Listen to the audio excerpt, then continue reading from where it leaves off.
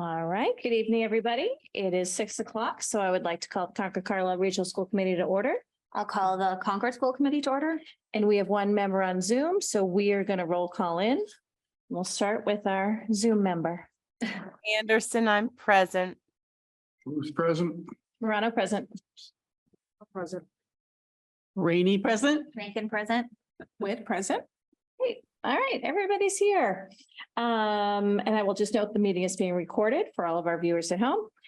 And we'll start with public comment. We will start with public comment in the room first. So if anyone has public comment, you could just come on up to the mic. And I don't see any, so we'll go to our Zoom audience. And just use the raise hand feature. Nope, no public comment. Great. All right, correspondence at the region. We had two pieces of correspondence. Actually, they're both from today. Both were in regards to the cell phone tower. So it's great to know that we're going to have some information for the town on that later tonight. And anything at CPS? Nothing at CPS. Okay, great. I love like a quick beginning of the meeting as we're entering into the first day of school next week. On to our consent agenda. And does anyone want to pull anything off of the consent agenda? No? You good? Move to approve. Second. Okay, and any discussion? Roll call. Anderson, I for both. Booth, aye for both districts. Morano, I for both. Patel, I for region. Rainey, I for both. Rankin, I for both. Whit, I for region.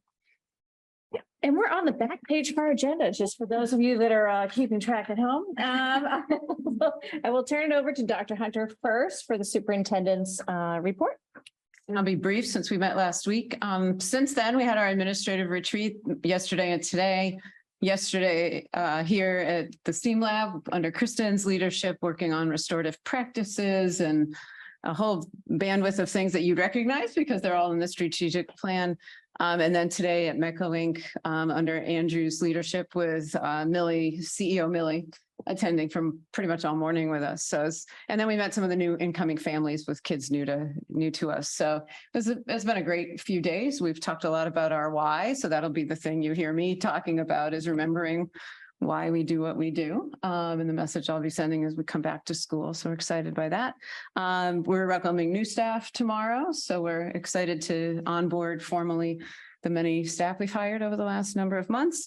And then next week on Monday morning, I received notice that Commissioner Riley has accepted my invitation. He was going to be here in this room with Case Collaborative already because he accepted their invitation. So excited. Invited him to stop by the high school a little bit earlier, and he is excited to do that. So we're pretty excited to have the commissioner here to kick our year off. And the program starts at 8. Starts at 8, breakfast is at 7:30, and we're going to have a great morning. We're planning on restorative circles for all staff by the end of the day. Yeah. Right. And I think that you would ask for an RSVP. So if anyone here is going to attend, there will be. We heard from everyone. Yeah, you're good. I think so. Okay, great. I think so. Yeah, always a great day. Yeah. All right. And then in terms of just the chair's report, Alexa and I attended the chair's breakfast last week, and they're very efficient now. They're now in person only. They are not recorded. They are not on Zoom. And we were done in 1 hour. Exactly. So that is the goal, is to be done in 1 hour. So it was great. I don't really have anything to update from the school's perspective. And then tomorrow, Alexa and I and Lori are going to meet with Parashar and Eric Dahlberg from Concord FinCom, just about our process for this year, just to kind of kick off the whole budget process, I would have to say. And then the only other thing I wanted to let people know is our schedule is in the drive. It'll be in every packet. I finally figured out a way to add shortcuts into the drive. So you should be able to locate that schedule, and you'll have the agenda overview, and any materials for a meeting. And I'll update it because I think we got an updated presentation just right before the meeting. So I will try and update all of that. Definitely before the next meeting. And then we're going to plug in some dates for our reports throughout the schedule. And so you'll kind of see a skeleton of what the year is going to look like once we incorporate all the information. And that was all I had on that. All right. Any comments? Yep, Cynthia. So I have a question. Are you meeting and one of the subjects is to confirm the date of that FinCom meeting, or has that been confirmed? It has not been confirmed yet. So once we confirm all our dates, we'll meet tomorrow and then just make sure that we're solid on our dates. Because if they don't move the date, then yeah, we would need Yeah. to. Yeah. Yep, Okay. yep. So Um, hopefully more to come on that. Yeah, this meeting was at Parashar's invitation, so we're hoping that's one of his topics. Okay. And they haven't met, I think they meet again, tomorrow, Thursday. the 24th, right? The 24th. Okay. So then hopefully we'll have our dates situated by then for September. Good. And just one request for you all to consider is that I was thinking we probably don't want to burn a whole policy work group subcommittee, whatever it's called, on determining what policies we're going to go over. Mhm. So maybe we could either have a short slot in our joint meeting and or schedule another policy meeting. It's up to you guys, just to Yeah. pick what we'll review. Yeah. You know what I'm saying? Yep, and I'll defer that definitely to Sharon. Sharon's going to be in touch with Dorothy and Lori, and she's been in touch with Carrie. You have, kind of where we were last year, so we can definitely get that. But you're in charge of the overall meeting schedule, right? Yeah. Yep. Yep. So great. All right, and I think that's all I had. So on to our discussion. So we have, oh yeah. One Go note, if I for it. might, we received this around the district. Once again, it's a great series of offerings for the community. One thing they're promoting now is the trips that they're conducting. So I think it lends some exposure our way if they're not in compliance with our policy vis-a-vis trips. So I'd ask the administration to consider that. As we have a contractual obligation as soon as we take money from participants under the aegis of the regional district. Well, they're promoting our trips? No, they have adult they're conducting trips. their own. Right, okay, I was just. In partnership with other districts. Okay. Yeah. But when there's a transaction between our district and a person going on a trip, I think it brings along with it an obligation for us. I'm finally understanding, they're under our auspices. Yes. Yes. Mhm. I'm following you. When they're payable to the Concord Carlisle Yeah, yeah. district, it Yep, means yep. something. Okay. All right. So on to our discussion items now. So tonight we're excited to have a presentation from Jason Bulger and from Megan Zamuto. Did I get it right? I think I did. Okay, so you can come on up to the table and join us. And they're going to give us an overview of kind of where we're at in terms of cell coverage within the town, because obviously where we're concerned about is cell coverage at all of our schools. So we're really excited to hear from you guys. Yeah, thank you. Sorry to mess up your timing too, because you were going so fast. This is going to be some. I'm aware that this discussion has been had in this very building 5 years ago and other times. And so my goal here today is to try to give an overview of how we got to where we are briefly, and then talk about sort of what's being done today and where we can go from this. So next slide, please. I have been working on this project for a little over a year at the request of the town manager. Megan, when did you start? May? April. So Megan has been working on it for, she started recently, so not as long. Chris Carmody, our risk manager and compliance officer in the town manager's office, has also been working on this. And this was one of the select board's goals for 2022 to 2023 was to improve wireless coverage in the Concord Center. So as we've been studying that issue, we've been trying to take a more holistic approach to look at cell coverage in all of Concord, because it's not, when it comes to public safety, there's not one place that that you need coverage, it's everywhere. And so we've been trying to take sort of a wide approach at that, but it does lend itself to specific conversations like the one we're here to talk about, and that is the area around the school. So after we get through this, we'll talk a little bit about the site selection process, how you choose sites identify them as the best, and then what we can do going forward. So next slide, please. I'm not going to spend a lot of time on this because I know that looking at the past agendas, the school committees both highly value student and staff safety. So we don't need to go into all that, but I do just want to mention it again that The reason why we're here is public safety, student and staff safety. We have gotten a lot of letters and calls from people throughout town who've had bad outcomes as a result of poor coverage. Anytime somebody calls the town manager's office to complain, we ask if they would consider writing a letter or an impact statement just to lend that to us. And we presented those to the select board earlier in the year, and just to be in the record, but we get that a lot. We know that there's been incidents on school campuses. We know there've been incidents with school buses breaking down. And so we're just very mindful that this is a student and staff safety issue. So next slide, please.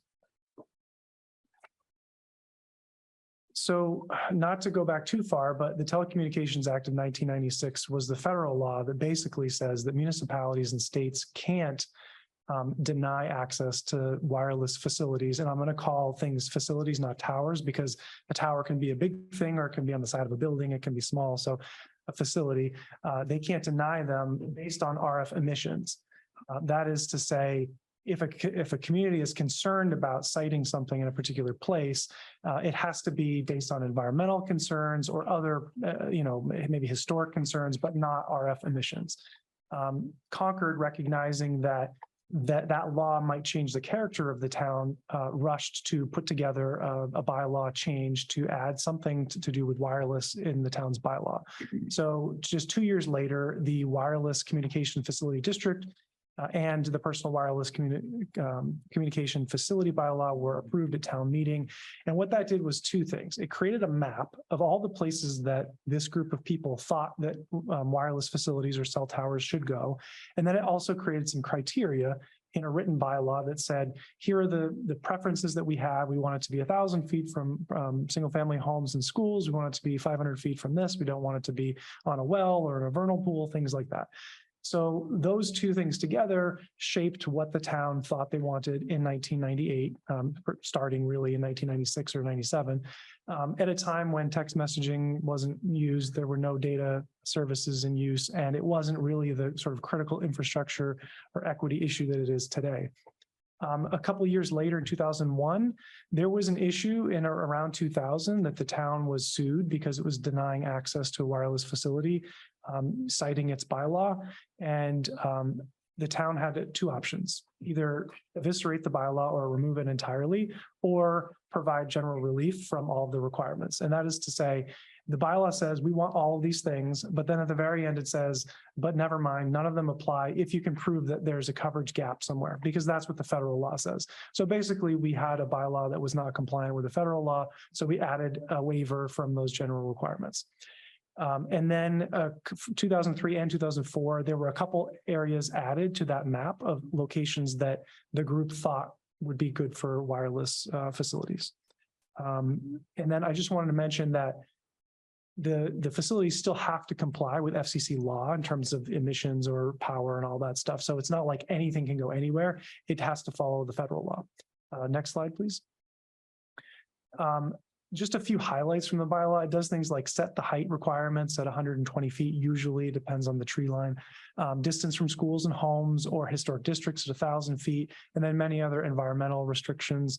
And also just, how you go about doing these things, where you need to get waivers from, all of that. Next slide, please.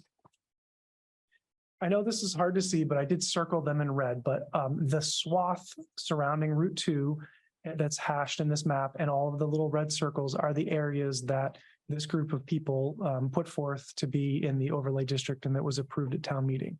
I did want to point out that there are single family homes in this swath. The Concord Carlisle High School is in this swath. The Middlesex School is in this swath. So from the get-go, the map is showing locations that indicate from the written bylaw, but that was the map that we have that's been voted at the last town meeting. So if you take the map that, you take the text of all the requirements that the bylaw says, it has to be 1,000 feet from this, 500 feet from that, can't be here, can't be there. The next slide, if you can go to the next slide, please, shows you a map of all the areas that are off limits. And I do realize that this map is hard to see, so because it breaks it down by single family dwelling or school or daycare facility. So if you can go to the next slide, it's going to show you a little bit clearer. So all of the white is open. and technically able to be built in the bylaw. But then you have to overlay that hatched map that shows Route 2 and then a couple other slivers. So really the only locations are the 2 white areas near Route 2. And then there's a tiny little sliver at the very bottom of the map that's white. That is also technically in the district overlay or the overlay district. So that is to say the bylaw and the district are very restrictive in terms of where things can be sited. And I'll point out that Concord has 4 major wireless facilities today, and all 4 of them are in these areas that are technically not allowed by the bylaw. Those areas are the wastewater treatment facility, Neck Hill, Emerson Hospital, and what's the 4th? Middlesex School. Thank you. There are other towers on small, like not towers, but facilities on small properties, but those are the 4 big ones. And then I will mention that in terms of buffers, every municipality does it a different way. Some have none, some have even more restrictive buffers than we have. But the majority that we found when looking at other bylaws was 500 feet, not 1,000 feet. Okay, next slide, please. So why has this been such an issue in Concord? The primary reasons, and I've watched old meetings, I've read agendas and minutes from these meetings. I've looked at the RFPs that were issued and rescinded. I've looked at the contracts that were never finalized. But basically, a lot of it comes down to the bylaw and what led up to that. And so when you have a very restrictive bylaw and you have the grounds to deny an application, even though the federal law says you have to allow it, people then can still say, well, but our bylaw says something. And when there's conflict, then that creates time and, complications. You have staff turnover, you have pandemics, you have all sorts of things that pop up. You have carriers that get disinterested. And so all of that leads to a situation where unless you have excessive momentum, things get slowed down very easily. There have been RFPs issued at Kai's Road, at the Public Safety Building, at the Umbrella Arts Center. None of those have been finalized and moved forward. There have been private parties that have discussed sites with carriers that have never moved forward. Carriers at this point have backed away. We have talked to every carrier that we can. Mostly our most frequent conversations are with T-Mobile and Verizon, but with representatives from tower companies and AT&T. And when they hear the word Concord, they just say, nope, I'm not touching that. And it's not because there isn't the need, there is a demonstrated need. It's because of that past history that they've gone to these meetings, they've been yelled at, they've been threatened, they've gotten letters from the Eagles, and they've been told, like, don't come here. And so for them, they know they have to get things done and move forward. And so they just say, you know what, not today. This is not my fight. I don't want to do this. And I'll also mention that staff here, like Megan and I, we have full-time jobs that isn't necessarily in the scope of expanding wireless. So for us, like, we need the help of boards and committees, of carriers, of tower developers, of real estate developers, of building owners to keep things going forward. There needs to be more stakeholders than just the town or just a committee or just a group of people, because it has to be sort of a collaborative effort. Next slide, please. So to date, what we've been doing is the town manager did create this sort of interdepartmental working group, including many land use departments, IT and GIS, and people in the town manager's office, to meet on a regular basis to discuss how we can move things forward, to monitor the progress of private and carrier conversations, and try to sort of grease the works however we can. We have 2 separate independent RF consultants that work for the town.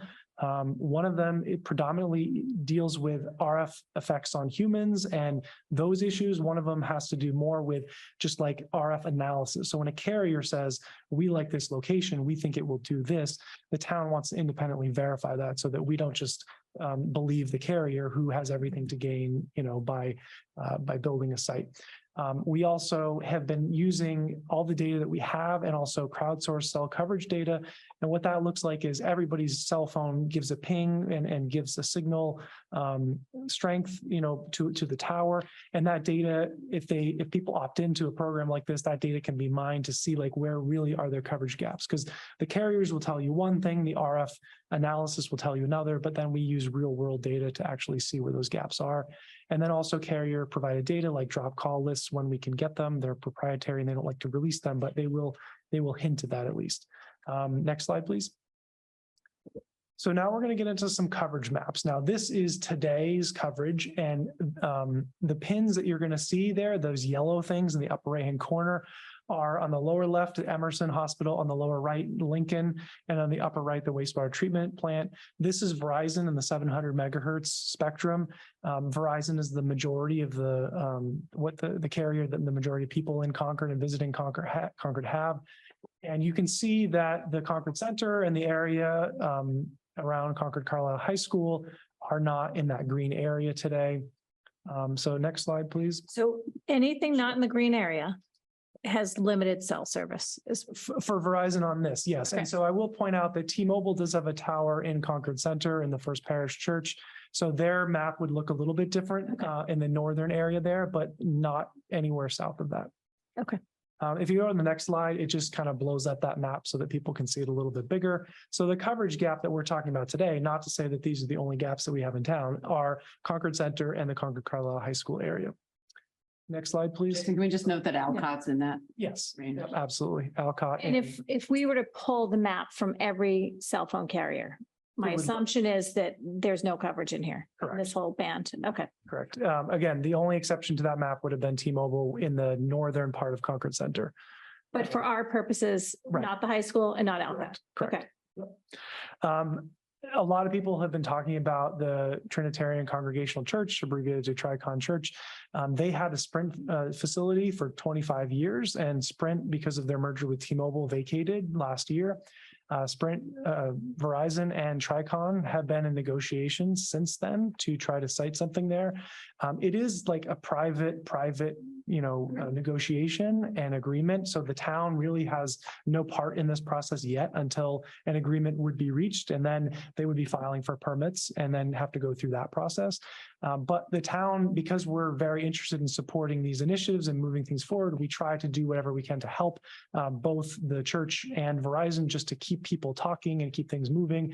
There have been issues and stumbling blocks in the past, both from a site perspective in terms of environmental issues, size issues, and also just negotiations, right? These are transactions, and there is a payment that is made by carriers to the owner of land. So that piece takes a long time. And so once all of that is done and permitted, we anticipate 9 to 12 months before the site will come online. And there is no signed agreement today. So all we know is that, we're at least 9 to 12 months away from today for this site going online, if it does come online. Jason, Yes. question if I may. You referred to Sprint, now T-Mobile, but this refers to the negotiations requiring Verizon. Can you explain the intersection of those three? Yeah, so Sprint has vacated because with their partnership and collaboration with T-Mobile, T-Mobile's in the First Parish Church downtown, so they feel like they have the downtown area covered. So Sprint, T-Mobile no longer needed the Tricon Church as a site. Got So it. they vacated. So now Verizon is interested. The town previously had an agreement with Verizon for the Umbrella Art Center, but after opposition, the select board decided to hold off to study the issue further, and then that site kind of waned. The town re-upped its agreement with the Umbrella Art Center for another 30 years back in 2017 or 2019, and so that right now, this is the best hope for the downtown area. Now, the Tricon Church will affect some areas around CCHS, but not come near the campus itself. Next slide, please. So before we get into some other sites in the. Sorry, would Tricon cover Alcott?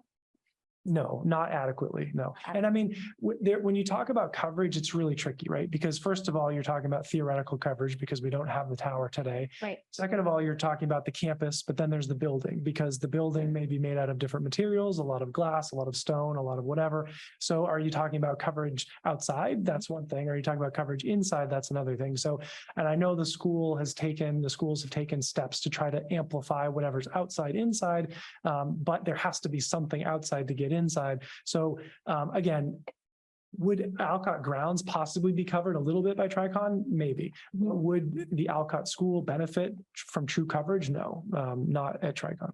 And would CCHS be covered by Tricon? Oh, absolutely not. Absolutely not. No. Okay, There's no question. Okay. Campus or the school? Neither. Okay. Yeah. neither. So you could go back a couple slides and see Oh, actually, sorry. Well, I have a slide further that will show the with Tricon, assuming Tricon goes in, you'll see a map with that. And can I ask you one question? Sorry to interrupt, but I Oh, no, probably have a million questions, so I figure I might as well ask one now. Is the town willing to go back and pursue Emerson, or is that? So the The umbrella, town yeah. did, like, we met with the executive director of Emerson and asked to, relay messages to their board. And, determine, I think there was a time where, sometimes the money makes it worth the fight. Right, And other times it's just not. not enough. And what we heard from them is that they are not interested in pursuing it. Now, the town owns the building, Mhm, but they are the tenant. So it's a tricky relationship. Right. And so I would say that at this point, it's not like a never, but it's a very unlikely option right now. I think that the town is waiting to see what these private parties do. It was expected many months ago that they would have had an agreement by now. Okay, And unfortunately, they've hit bumps along the road. okay. So when it comes to selecting a site and looking at, where you're going to put a facility, it comes down to three things. One of them is coverage. What coverage will that site give you? The bylaw does say, let's not have 100 towers in Concord if we can avoid it. Obviously, the fewer, the better. And so what coverage will be yielded by a particular site? The select board weighed in on this, and their message was, we want the best sites. We don't want 20 inferior sites because this is a public safety issue. We want the sites that will cover the widest area. The next thing is siting and aesthetics. Like, how does this fit on a property? Who owns the property? Can we get the thing there? What will it look like? Will it affect the character of the town? Because the town cares very much about its historic character.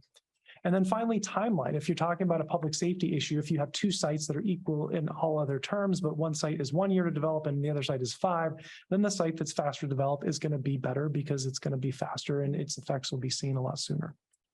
Next slide, please. So I want to talk a little bit about the Concord landfill site at 755 Walden Street. This is a site that the town owns that previously had a wireless facility. There was an 86-foot high tower that AT&T constructed about 20 to 25 years ago. And it was only there for 5 or 6 years. It was taken down. And so we wanted to explore this site because it was suggested by many people and because it's relatively close to CCHS. And in theory, we're looking for sites that will cover that. So we're trying to find adequate locations. So we did prepare some site evaluations that we'll be distributing ahead of a listening session that I'll be talking about a little bit later. And we'll go into all the sites that have ever been explored for wireless facilities, why they're good, why they're bad, what restrictions they would have, why they would be fast, why they would be slow. But these are some of the highlights for that site. So it is within the wireless district, just like CCHS. So that's a good thing. It may require a bylaw waiver because it's proximity to potentially endangered wildlife or that pond. The floodplains are changing. The FEMA maps keep getting updated. And so we're not certain. I will say that of any site that has been considered in this area, this would likely require the fewest waivers from the bylaw because it's not within 1,000 feet of single family homes or schools, but it would potentially require other waivers. Because we've been talking about this issue and because people have been thinking and talking about the landfill, it has brought up some stakeholders back to the conversation, which are predominantly Walden Woods and the state park. There are going to be state permitting requirements at this site that would add a significant delay to that. Unfortunately, the federal permitting delays are known to us because under the previous presidential administration, the federal permitting process was expedited so that, like, for instance, the Keyes Road campus would require a waiver or a permit from the Minuteman National Park because it would be in the viewshed of that historic location. We now know what that looks like. The state is a little bit different and they haven't shortened or expedited their shot clocks on permitting. So we're not certain. The best estimate we've been given is around a year, worst case scenario, maybe a little bit less, best case scenario. We also have heard from DEP that they have issues with capped sites. This was a previous landfill and has been capped. Other communities have been trying to build facilities on landfills and have been denied by DEP to open them up to build a facility. So we know that those are the issues at the landfill. And the most important issue is that we now have the wireless or the RF analysis to show how this would impact the school, and it's not good. And so if you go to the next slide, this is going to be a slide that shows the Tricon Church as a site and live, and also shows the landfill as a site. And the two things that I would just point out here is that you can see the CCHS school is kind of a white blob. The fact that it's white because it's not actually all covered by the landfill site, the school itself, and areas on the school property. And then there's also a big chunk of the Route 2 corridor that's not covered by this site, which would suggest that we need yet another site, probably in that darker area that's not shaded green to the southwest of the CCHS property, which is a tricky area because there are conservation restrictions and other issues in that area. So this is the analysis at the landfill. And again, assumes the Tricon Church is there, which is some of the green creeps up because of that location. And can I also ask about Alcott, where that is on this map? Is that other piece of white? Lori, can you see if Alcott is covered in that? white? Okay, I'm gonna scan that. So this is the high school, right? Yep, correct. Is that Alcott up there? Okay. No, Alcott would be to the east. Right, a little bit to the east. I feel like Alcott would be covered I think by it's covered, yeah. the Yes. Tricon Church. And sorry, who creates these? So these are the town's own RF consultant. So Okay, so these are the independent. exactly. consultants who are Right. creating. So what we give them are heights, coordinates, and then spectrum, like to analyze, assuming the FCC regulated power on these facilities. And so keep in mind, though, these are always best case scenarios, because when we give a height, the bylaw specifies 120 feet. And so that's where they do the analysis. But realistically, facilities are always mounted below, and there might be multiple carriers on the same facility. So some might be 30 or 40 feet below the top of the pole. So these are sort of like best case scenarios. So if you look at the next slide, it's going to show what's going on here. It's a topographical map, and it is a little bit hard to see probably from here, but CCHS and the landfill are both at about 195 feet high, but there is dips between them, and there's also dips to the west and the south of the school, and that's what's creating that sort of darker area of coverage gaps. So the landfill does not extend to all of the campus of CCHS. It would definitely not extend to the fields. It would not extend to the building itself. And but it would cover much of the campus if the landfill site was there. And remember, it is about 4,000 feet from the landfill site to the school. So it's not like super close. And when you say fields, is that Memorial? Is it the baseball fields? Is it Doug White? Not Doug White, the field. Stadium? Yeah. Okay, like football stadium. Okay. So we know that the committees have entertained some options from Verizon to look at siting. So we asked our RF consultant to look at those as well. So if you look at the next slide, it's going to show sort of some of the benefits and drawbacks of the school. So most of the school site would require a waiver from the bylaw because it is within 1,000 feet of the school. It is within the wireless overlay district. Again, discrepancy between the two in the writing and the district. It would provide the best coverage for the campus, including the building itself, including inside the building. Again, I know that the school has taken measures to amplify signal in disasters or issues to times where there's no power. That might not be a viable option. It would not improve reception downtown. There still needs to be a downtown. So if the school did develop something, it would need to be augmented by something like the Tricon Church or something nearby. And it would be the fastest because it doesn't have the state review. It doesn't have the Mass DEP restrictions. And this land is owned by the regional school district, and the regional school district can pursue that. A waiver from the bylaw has to be granted because a coverage gap can be proven. So remember, we talked about the relief from general requirements. The bylaw says that a ZBA waiver would have to be granted if somewhere in the coverage gap is requested. we did ask because, it's a school, the bylaw specifically says 1,000 feet from schools. So we asked our RF consultant, do you know of other locations in Middlesex County that have towers at or near schools? Just looking at our surrounding towns, he found Concord, Carlisle, Maynard, Lincoln, and Lexington all have towers within 1,000 feet of schools. Concord has Middlesex Academy, which if you go to the next slide, you'll see Middlesex Academy's tower is less than 120 feet from its school building, the closest school building, definitely within 1,000 feet of multiple school buildings.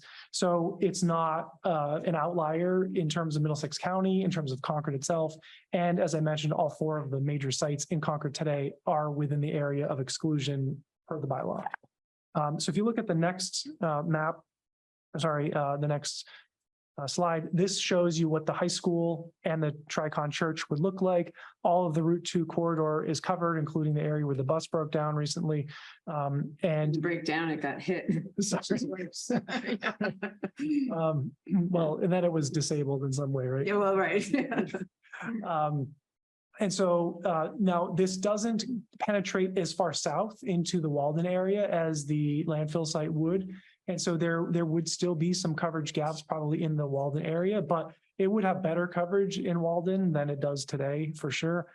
You can see that that pin to the right is the Lincoln corner over there where they have a couple different facilities. So those are 2 sites that we looked at in depth in this area. There are other sites that we have looked at in the past that I'll just mention in passing. We've looked at the courthouse. We've looked at the property behind the courthouse. The town did try to purchase that, but was unsuccessful.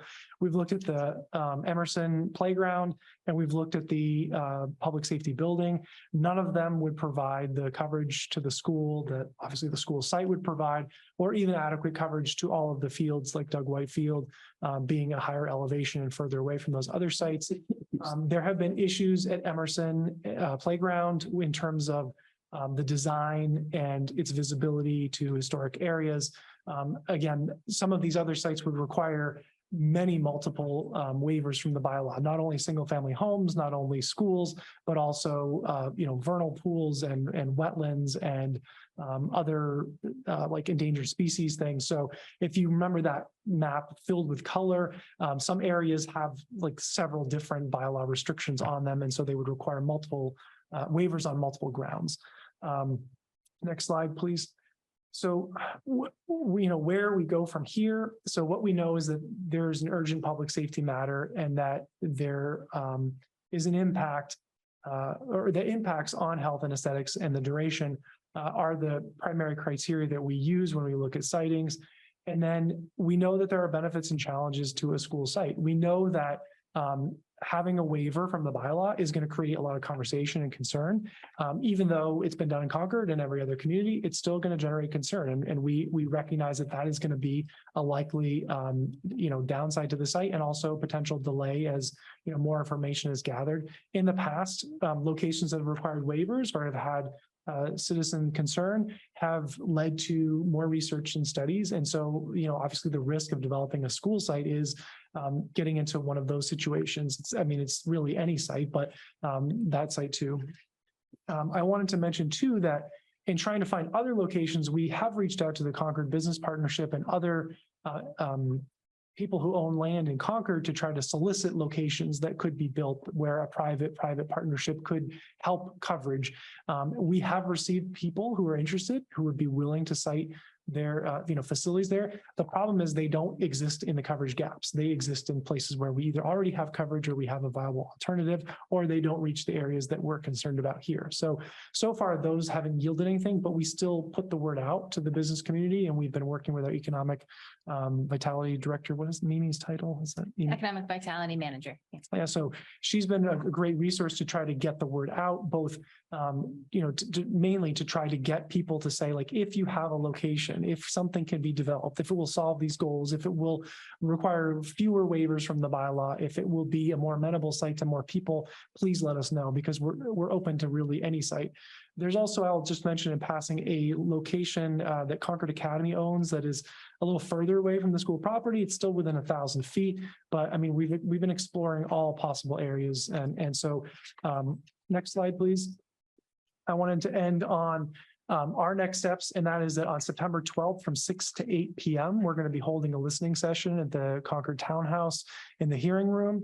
This is going to be a 2-hour event, and the first hour is going to be a presentation that's going to talk a little bit about more of the whole town and the issues that we face, what we've done, what we're hoping to do. And then also we're going to have our RF expert there. We're going to be inviting other boards and committees to come, like the Board of Health, just to be there to answer questions that people have. We thought that the timing would be good. We actually pushed it to after this meeting because we wanted to get this information out there, let people digest it and think about, the implications of it, and then hopefully come to this event, ask questions, talk about next steps, and, where can we go from here? Because we all, almost everybody in Concord wants better coverage. It's just how do we get there? And so having that conversation about the best possible locations and how we can get there as fast as possible so that we don't have a horrific disaster where coverage is needed in a true emergency that impacts many hundreds of people. So that's where we are today. And that's kind of the end of my presentation. And so I'll ask the committees if you have any questions for Megan or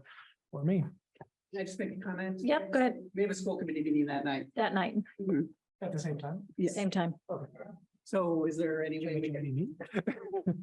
Well, so we did reach out and sent an email to several people. Yeah, I don't know. So if that date is really problematic and the school committee or members would like to be there, or there's a conflict, then Yes. we're completely open to moving that. We were on the 11th and we got bumped because of a similar issue. Right. So I think was there a conflict on the 13th? Was it? We'll double check. We'll come back to you. Yeah, because I think we're kind of a big piece of this and I Yeah, think no, that we would like to be there. So Yeah. if there's any way it can be moved, that'd be great. Yeah. So stay tuned. We will publicize it in every way possible and Okay. notices and on the website. Has it gone out yet? Of this date? Likely, Okay. The posters are about to be printed, so we will Okay. make a few calls after this to make sure we can find another time that works. Carlisle has a meeting the 13th. Believe so. Yes. Okay. I'm looking at your calendar. Thank you. Yep. There's Okay. so many meetings. I know it's really, and And there's holidays. thousands of really hard to. It is a lot of wait till after Labor Day kind of happening. Yep. And so that's pretty tight. But yes, we will Okay. regroup. Okay, that would be great. Apologies about that. That was not intentional, of course. No problem. No problem. So I will open it up to questions from the school committee. I definitely have a lot, but I will open up to other people first and we'll see where we go. Court, go ahead. The slides are new to us. We did change the slides. I did send them to Lori, and I believe you said you or Aaron were going to send them to the committee. I forwarded them at 5 o'clock. Okay, Yeah. all right. They had the older deck. Okay. And can you give us the current status of the select board's opinion or posture on this right now? And would this school committee be receiving any recommendation from that select board? We can't receive a directive from them, but we can receive a recommendation. Is that forthcoming? That's a good question. Do you know if they have, I know they haven't taken it up within a meeting to take a vote. But is it on an agenda upcoming? No, it's not on the next agenda, which is August 28th, but I know some members of this body and some members of the select board have discussed it in kind of smaller discussions. And as Jason mentioned, the site with the best coverage is really the goal of the committee, but I don't know if they have plans to kind of, like you said, kind of direct anyone. I think we're all trying to find a solution here and looking at all the components of the different sites to talk about it together. You're looking for best sites. The high school has been promoted as a very likely site for some time now, as one you would consider best. Can you speak a little more to this property owned by CA, number one, and number two, the MBTA adjacent to the high school? So there have been no formal discussions with Concord Academy about that site. Part of it is if the school committees wish to pursue that site, they're within their right to do that, to issue an RFP, to do all of that without the select board, without town meeting happening. So I think understanding what the committee's preference is is it more distance away? Is it the fact that a waiver is required? Is it the aesthetics? Is it it being visible on the campus? Like those preferences matter for what project moves forward. And I think that there were some proposals by Verizon for siting that came before the committee recently.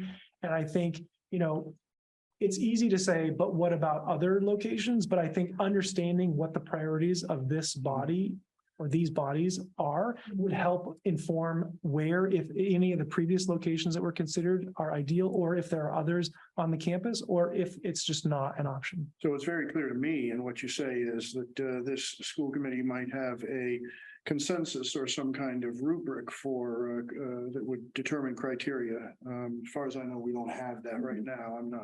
I'm not sure that we will, but I'm sure we'll try. Right. It certainly doesn't exist right now. Right. And the reason I brought up these other two properties is because we don't know how much concern there will be in the community. We only know what we're receiving to date, which is not inconsiderable given the fact that it's not even happening yet. That selection criteria could well include, in my opinion, what have we eliminated and why? And what's left standing. Right. Yeah, I think that some of those locations I mentioned, like the Emerson Playground, the courthouse, the property behind the courthouse, those are ones that have turned out so far to be non-buildable. They've either had RFPs issued and not been responded to, so no carrier or tower company is interested in actually building something there, or they don't address the coverage needs that we have. So I think that in the area of CCHS, the two sites that we talked about are the only two that would provide any meaningful coverage for those. Now, we continue to explore those. We'll look at MBTA. We'll try to engage in discussions with Concord Academy. But remember, if Concord Academy owns that, it might still be considered a school and it's within 1,000 feet of CCHS, so it would still require a waiver from the bylaw. So is the question might be, is 650 feet better than 500 feet for the committees in terms of their tolerance for requesting a waiver from the bylaw? Or does that not really matter? The school committee would rather have a say as to where it goes, what it looks like, and any potential revenue that they generate from the site.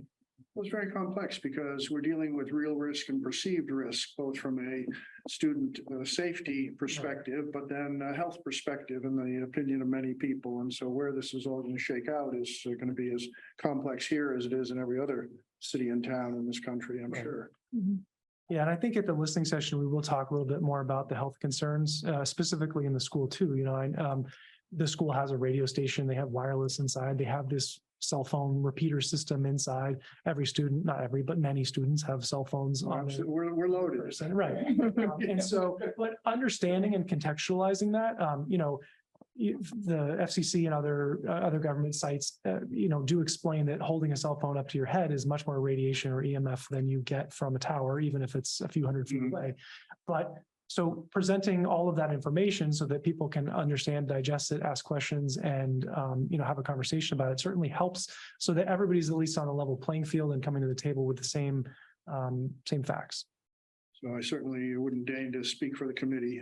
I'm only one member. I would repeat, I'd like to hear more about the MBTA simply because they're a big property owner immediately adjacent to our property. And if it would mitigate any of the concerns and still provide what we want, fine. And if not, good to know it. Okay. Yeah, I do remember them developing cellular infrastructure along the rail corridor, and then that project folding, the money, the vendors, all of it went away. So I remember seeing articles and stories about that, and them losing interest in developing that. But if the town approached, maybe a conversation could be had. So I think that when we're talking about state-owned lands, we are in that category of what is the timeline going to be for approvals. I'm trying to have some planters approved in 30 feet of the Junction Park Railway. And we just sent the check in for them to pay them, to ask them to review it. And it's 3 months minimum to look at it. So, and that's not exactly the same, but I think that when we're looking at our rubric of what is important, I think when we don't own the land, and we have a partner that is, has, you know, a set of regulations that they have to follow, it could impact the time. I see where this is going, yeah. Yeah, but I appreciate that. I'm sure you're not exaggerating the difficulty. Thank you. Can I ask, why wouldn't the landfill cover CCHS? So if you remember the topographical map, there's a dip within there. The school is at a pretty high point in there. So it's really just propagation and how far signal travels. I'm not saying that if that were built tomorrow, you couldn't go to the school campus and say, look, I've got reception. But the analysis just shows that the building itself would not be covered by this. Definitely not the height, but it definitely would not penetrate into the building. The question is, would it provide enough ambient to be relayed in the system that's in there today? But you might ask yourself, is the system that's in there today more RF than there would be if there were a tower outside? Because there have to be many more antennas inside. Right. So, and relying on yet another system that could break down as opposed to a 24/7 generator protected facility that has fiber to it. You know? So. And when they did the RF analysis of the site on our campus, did you use the sites that we were talking about, those, you know, like Use the 120 feet? Yeah, we used 120 field. feet at the sites that Okay. were the ones that were most preferable to the committee at your last meeting. We discussed it. And is it possible to get an analysis if we were to think about doing something at the football field on the lights versus, because that is another possibility? So we did get football field at the lights on the southern side, not the northern side, near where we have infrastructure already for power and fiber. But it came today and I didn't have time to put it in the slides. But anywhere that the committee is interested or has questions about, or would like to see what the impact would be, and would like to consider what other barriers would there be, like those are the conversations we can help facilitate and the data we can collect. That's what we've gotten really good at. What is hard is finding those locations and the parties who are willing to say, sure, this is a great site and a place that needs coverage. Let's look at that. Right. I would be interested in seeing what it would look like on the lights down by Memorial or even on the lights by Doug White. I mean, they're two different, like one is at the base and one is at the top. And then can you give us, you said you've gotten letters and you have all sorts of information about problems maybe related to our campus. Can you send us any of those letters or complaints, or if there's anything from police and fire? Do you have any of that information that you could relay to us? Yeah, absolutely. I mean, we have some, but. Right. You know. No, yeah, we have a large packet. And not only were there residents and visitors who were writing in, but it was also department heads like the police and fire chiefs and public works director. It's one thing just to think about needing to call 911, but there's a lot of emergencies that aren't 911 calls. And there's also a lot of emergency functions that happen on a data network. So for instance, the fire department uses pre-plan. So they know where underground tanks are, they know where hazardous chemicals are stored. And when they respond to an emergency, they use all of that data to be able to pull it up and say, oh, don't go here because that's going to blow up, or let's get everybody out of there first. And that is something they can't use when they visit sites like CCHS, because so it's not just, can we make a call? It's also this. I mean, there's a whole million reasons we could talk about what it would do in terms of digital equity for students who are trying to do homework in the parking lot, or who don't have access to internet at home, or all of these other issues too. We're trying to talk about public safety because that is our real concern, that if there's a huge emergency on this campus, we've years and years keep going by and everybody just says, well, can they do something about it? Well, can they do something about it? We just like to see somebody do something about it. Right. And give people the tools just to know what's been done in the past, what hasn't worked, what could work, what the result would be. I have a couple questions. And I have not had a chance to really study the maps, the coverage maps, and I'm definitely not a cell phone tower expert. So I guess I'm having trouble understanding how the coverage works exactly, because it seems like if I'm thinking about what we know, meaning the Nersnack, Emerson Water Department and Middlesex County, like what we know about the towers that we do have or the service places we do have, it seems like they cover how does that coverage work exactly? Is it a radius? Is it density? Is it, because when I think about West Concord, for example, like Emerson covers a lot of West Concord, but why wouldn't Emerson, why wouldn't then the landfill cover CCHS, or why wouldn't Tricon cover Alcott? Because they're all very close. So Topography and Yeah. trees. So signal can't bend around corners, right? It just goes in a straight line and is Yeah. beamed out in directions. These facilities, usually poles, have towers mounted in a circular direction pointed at various areas. So where the actual antennas are, that is, where sort of the beam of RF is going out. And so depending on where those are mounted and depending on the topography, so if you have a high area and another high area and a dip, you're not going to get coverage down in there. If you have a high area and you have a higher area, you're not going to be able to get over a hill and cover something. So the reason that the campus can't get that high is because even at 120 feet, which is 20 or 30 feet taller than what we had before, the school building itself that's 30 or 40, 50 feet tall, it's not reaching all of that building. got it. And then, so then wouldn't that make the Don White Fields more, Doug White, sorry, excuse me, the Doug White Fields more, like attractive than Memorial Stadium? Right. 'Cause it's higher up.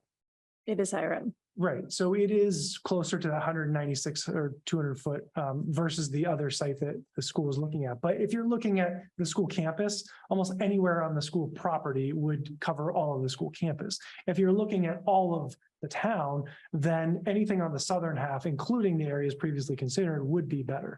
So we're not saying that what you guys looked at before are the best locations. We're just saying that the school site, including the ones that you looked at, are the best locations for the school and the coverage gap that exists in that Route 2 corridor area. So if CCHS, if we did it as proposed, would it then cover any of Route 2? Would it Oh, cover? yeah. It would have a benefit beyond, like, Oh, yeah, absolutely. Yep. So, and I apologize that the maps didn't all come because we only got some of the maps yesterday Yeah. and this morning. But Lori did send them to you all. So, Yeah. You're welcome to look at them and blow them up and see them a little bit clearer. We will hopefully have, like, when our RF consultant comes to the listening session, we'll have the map up so that we can zoom in and pull out. And if people have a question, well, what about this or what about that? And he'll also be able to explain in greater detail why certain things don't get covered and why other things do get covered. And you also have to understand that trees matter, but trees aren't sometimes included in some of the analysis because tree heights change over time. You have deciduous trees that might shed leaves in the winter. And so it does depend on other variables. So again, those are best case scenario based on the topography and the buildings that are there, Yep. not other factors that might influence it. got it. And what might be helpful too is to also get the RF analysis of the Doug Whitefield lights. Now, we don't control that, so that's all the town. Yep. So we only control Memorial Mhm. and the area that we looked at Yeah, before. and the town has looked at like the BD Center, which again, it's school property, but at least building by the town. And also the Doug White Field that the town sort of controls, manages or oversees and built. So we have those analyses and we are happy to share them with you. And we can also talk more about what it would look like, on Doug White Field process versus over, on the school grounds process. And, I think one message the town manager has been clear about is the town is not looking to make money on this. Our primary goal is serving the residents and visitors in town and increasing public safety. So the town is not going to fight to say it must be on the town's land. So the town reaps, the benefits of the payments or anything. We are happy just to see things move forward. Well, I guess I'll put an exclamation point on that since the Wi-Fi dropped in the room during the conversation and we've lost Zoom and everything else. So Wow. they're checking on it, but just so all those Band-Aids we keep Yeah. thinking are feeling better at the high school. Jason, did you plan that? Yeah, I know, really, maybe Jason did plan it, but I just will reiterate, and I've certainly had this conversation with the police and fire chief. It really is a safety issue for our perspective. And I just hope whatever the outcome, I don't have a strong opinion about where it goes. I just hope it doesn't fade away again the way it Right. has so many times over and over. It never was so clear as that bus accident. They're on Route 2. We can't really call them reliable. They can't call us reliably. I'm trying to push out big communication from the high school. Like, it's amazing we got done what we did, and it sort of felt like a little, miracle that happened to get us through that. Because every fail-safe was in play at the time, so Mhm. very concerning that we don't have reliable communication. And if the power goes out, I'll stress that, because Alcott's in the same, even more of a boat because they don't have the same generator capacity. If the power goes out, we are really without communication. I've had to leave Alcott and come over here to communicate when the power went out because they have nothing. They have one copper phone to plug in and that's it. Yeah. So there's layers of concern. We've had times where the Minuteman Media Studio in CCHS has been without internet, and we brought them hotspots, and they're of course useless. But so in times of disasters or emergencies, like you can't bring in, these supplies. The two sites that have been identified at the high school, were those sourced by Verizon? Verizon, yep. So that was not the school committee that determined those. That was Verizon, just Right. FYI. I mean, right, exactly. And Verizon, any carrier, any tower company takes the requirements of the stakeholder owner and says, we'll try to make that work and see if it makes sense. And so that's, part of the message is, when you control a process, you can control it to a very specific degree. So if you care about this height, this look, this blending in with the environment, you can specify all of those things in an RFP. The town has done that. The town has issued RFPs. And once you get it sort of an idea, you say, well, now I realize what I don't like or what I do like, and I want something more like this or less like that. And then you can control the process. So it doesn't have to be any of the things that we showed on the maps today. Who's our internet provider? It's not Wi-Fi, it's internet. Who's our internet provider? In this building, is it the town or Comcast? It's Comcast. Comcast, yeah. Rob? And I'll, Peter's checking on it. and I'll ask Alexa, I think is online. If you have any questions, I don't want to ignore you online. Just unmute. We don't know if you're online or not. I think You you won't be able to hear. I'm her. online. There's been no disruption to this Zoom, by the way. Not at all. in the building, So then we maybe have a it's disruption. Wi-Fi. Yeah, and It's just Wi-Fi. Wi-Fi. yeah, So It's maybe working they- for me. they're I've hard- heard you guys the whole time.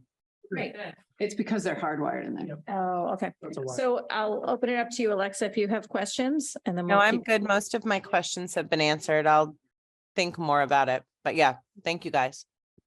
Okay. Any other questions? Just so I fully understand, the working group you referred to at the beginning, is that a town manager working group? Who convened it? The town manager asked me to work with people in the town manager's office and other staff members on a regular basis to make sure that we were doing everything we could to look at the entire town and move things forward in whatever ways we can. So we have meetings with Verizon, with T-Mobile, with tower carriers. We look at RFPs, we prepare for meetings like this. And so the purpose of our working group is just to get data when people request it, make sure that conversations are happening, do whatever we can to support initiatives that are ongoing. The persistent concern that I've heard over the years is in regard to the potential for health implications. And I certainly don't want to become an expert at this, but I think the school committee is going to probably have to be a little more expert at it than we are. Can you advise us in that regard? And I know this is contentious and there's Right. different opinions and all, but Yeah, I mean, I think I tried to present just some information about the bylaw, the waivers, what that looks like, because I think that initially I think that in the school committee meeting, it was, well, a waiver would be required. Well, that doesn't sound like it's a good thing. Understanding that waivers have to be granted, that every location is in an area today that would require a waiver, that contextualizes what a waiver means. Understanding that there is already a school that has a wireless facility within 150 feet, contextualizes it that almost every surrounding community has one on their school property or within 1,000 feet, contextualizes it. But I think that to answer your question, we absolutely can provide more counsel about the RF implications of a tower.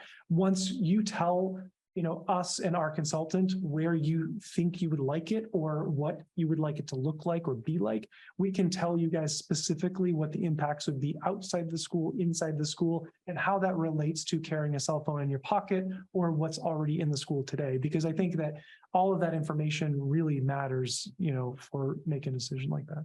And so it's a bit of a, how shall I say it, a bit of a chicken and egg here, because we don't want you all running endless hypotheticals. So I think we're going to need to have both work in tandem rather than us say, there's the site, now tell us all the implications. I Agreed. think we're going to have to work on both fronts simultaneously. Agreed. And we're happy to run, and if something comes up and it looks bad for a variety of reasons, we're happy to have that iterative process where we can continue to build forward. And if it doesn't work out on the school property, then we'll keep working to see if it works on other locations that the town owned land or the MBTA land or anywhere else. Okay. There is one other piece of this that is, I think, pretty salient, and that is that in 2 years, we're going to be hosting several 100,000 people in this town. And I think that's going to put great demands on telecommunications. Now, I know it's going to be a short period of time, but it's going to be, and we don't build to peak demand, of course, we can't do that, but it's real and present and staring at us, I think. Yeah. Yeah.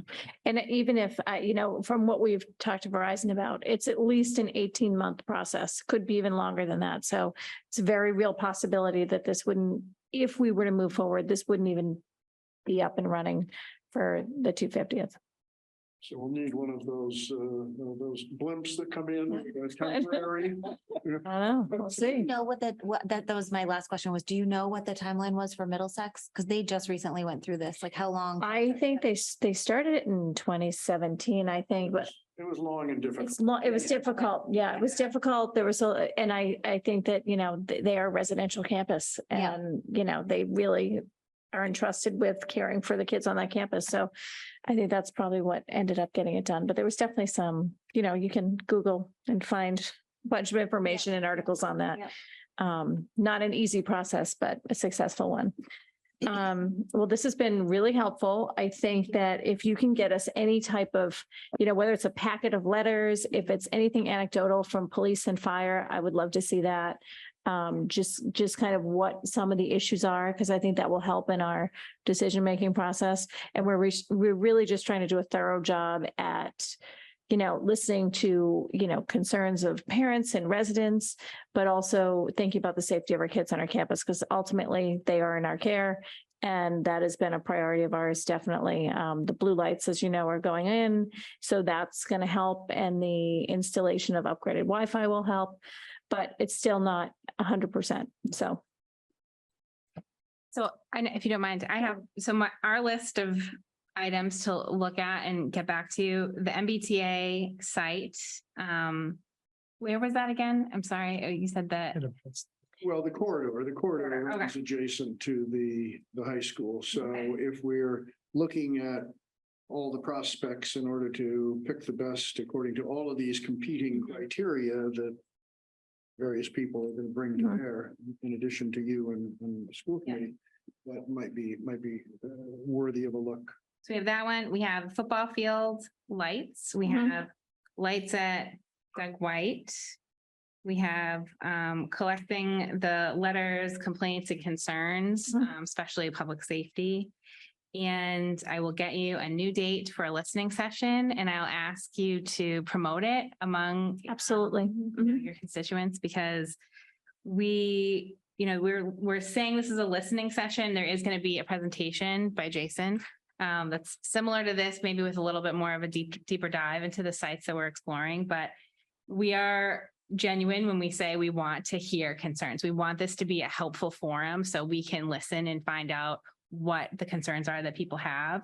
And it's not going to be, well, you're wrong because of this state. We really want to hear what people care about so we can help facilitate a solution. So Great. One more question. When you say Concord Academy, are you referring to any? The fields on Route 2. Yeah, I know. So I was like, Concord Academy isn't that close to the high school, but those fields are really I close. think that And they're right there in the middle of the deadest spot in the center of town. Center of I can town. tell you exactly where my phone Yes, drops. if I yes. drive by. All right. Well, thank you so much. We look forward to, being a relationship together, through this process. I think it's been really helpful. We've met a few times outside of this meeting, and I think that's been helpful for all of us. So thank you for that collaboration. Thank All you. right. Thank you. so much. All right. And next up, we have our mental health forum, which is October 3rd. And I believe that Kristen's going to talk to us about that. Oh, I'm sorry. I Oh, thought sorry. you knew. Oh, I'm so sorry. Just a skeleton, kind of a Just an very overview of what brief you're planning. overview of what it's going to look like. Yeah. So I'm happy to say what we were thinking, but I'd love more. Yep. Feedback or track in Mhm. any way. So I've invited a guidance counselor from each level, an elementary and middle and a high school guidance counselor to sort of give the overview of what happens at their levels. And then go deeper into all the initiatives that. Microphone. Oh, sorry. Oh, sure, sorry. Is this in the evening? What's the timing of it? October 3rd, I think. Did we say 6? It's evening. I'm not sure if Yeah, we intense. solidify the Okay, time. evening. Thought it was 6 to 8. Yeah. Okay. Yeah, so 3 guidance counselors coming to tell the scope of what happens at their level and what families could ask for, what kind of services we provide.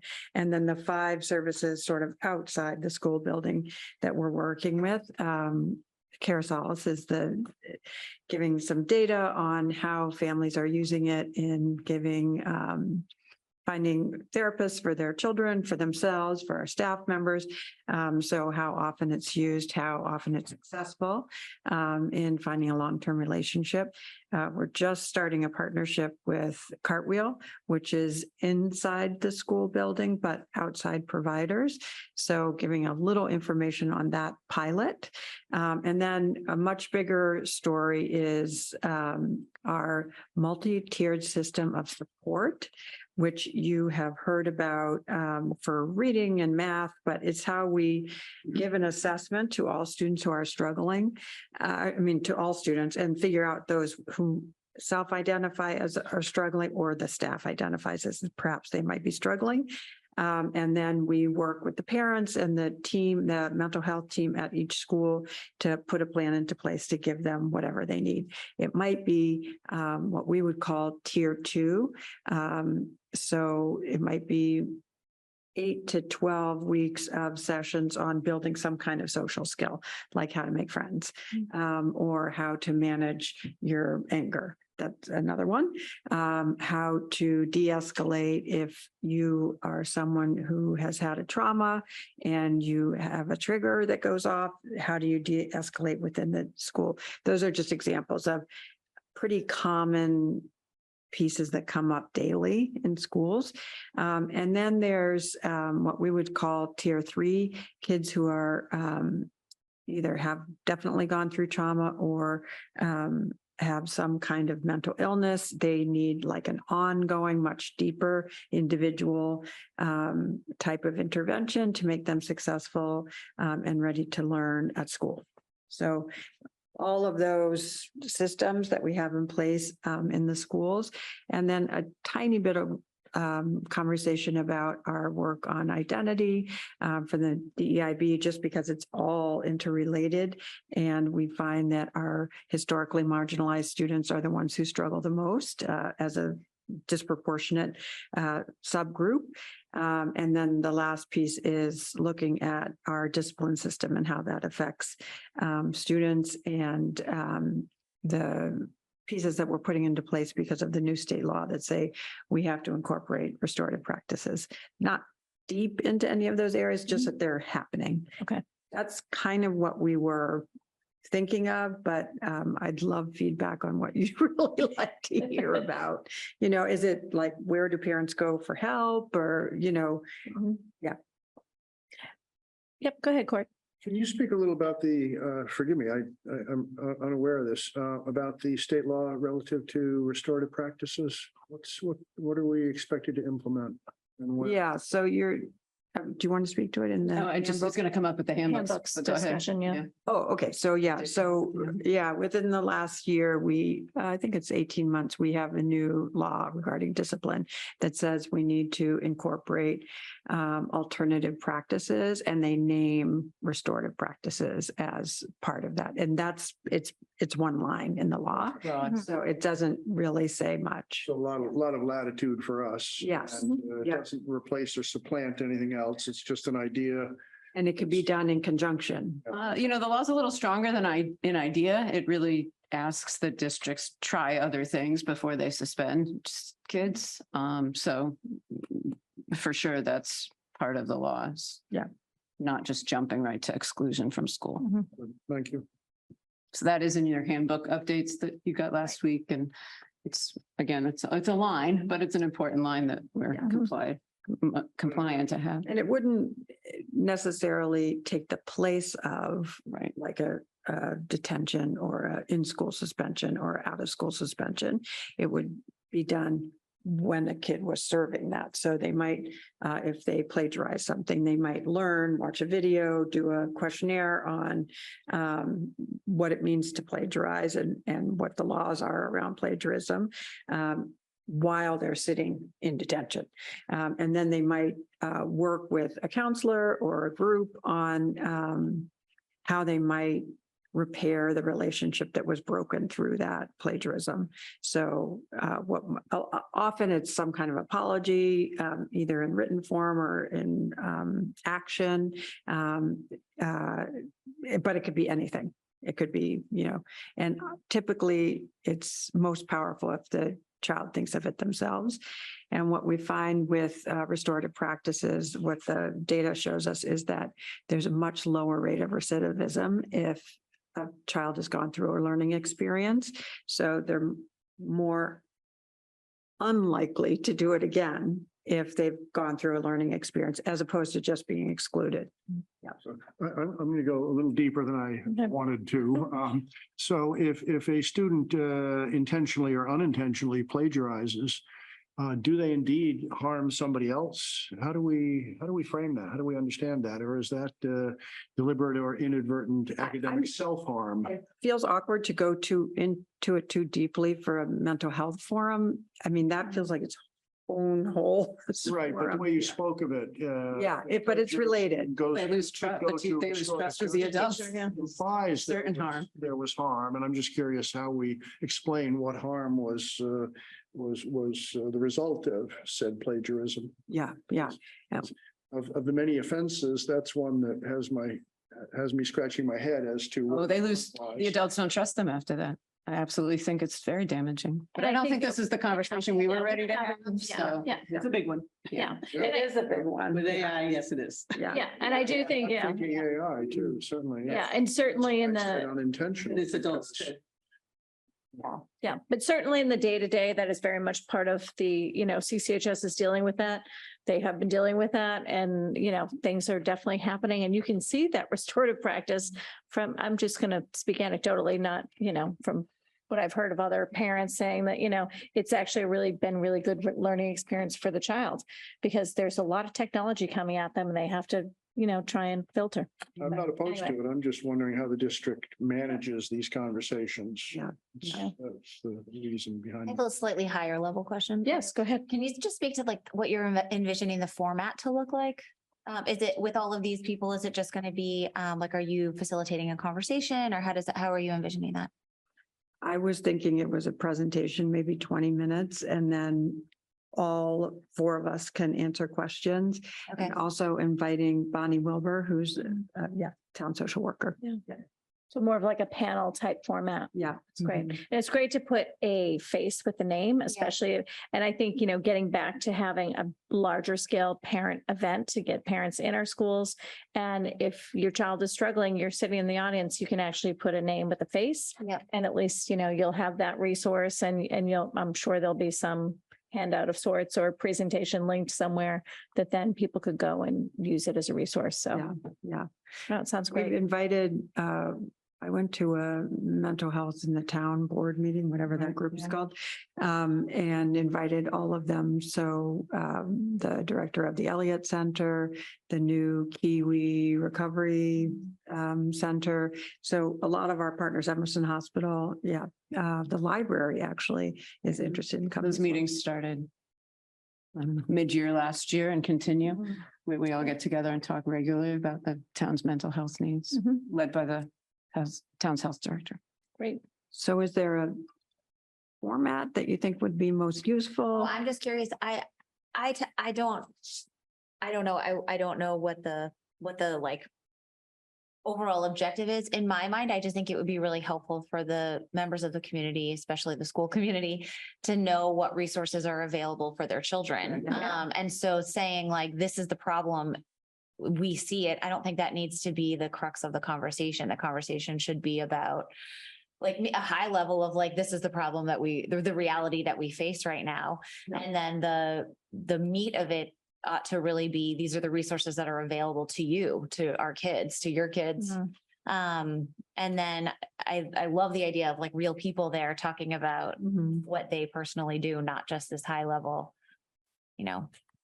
like you're wonderful, Kristen, but like not just you, but like someone who's actually delivering the services. That's what she suggested. Yeah, exactly. with Exactly. No, I guidance. love that idea. I think that's really great. It makes it feel more personal and real. So. And the tricky part is it's a K-12, pre-K, H22 presentation. We don't know the turnout. Yeah. So we have to talk at a high level and then refer to the Absolutely. building-based services. Looks I like Alexis. the idea of like, I think you're a great facilitator of you like facilitating a conversation, because to your point, if there aren't, it's really so personal, people might not want to ask questions, just having facilitating a conversation of like, I don't know, to help get the point across without people having to ask questions anyway, but that's what I was envisioning, but I am one person of many.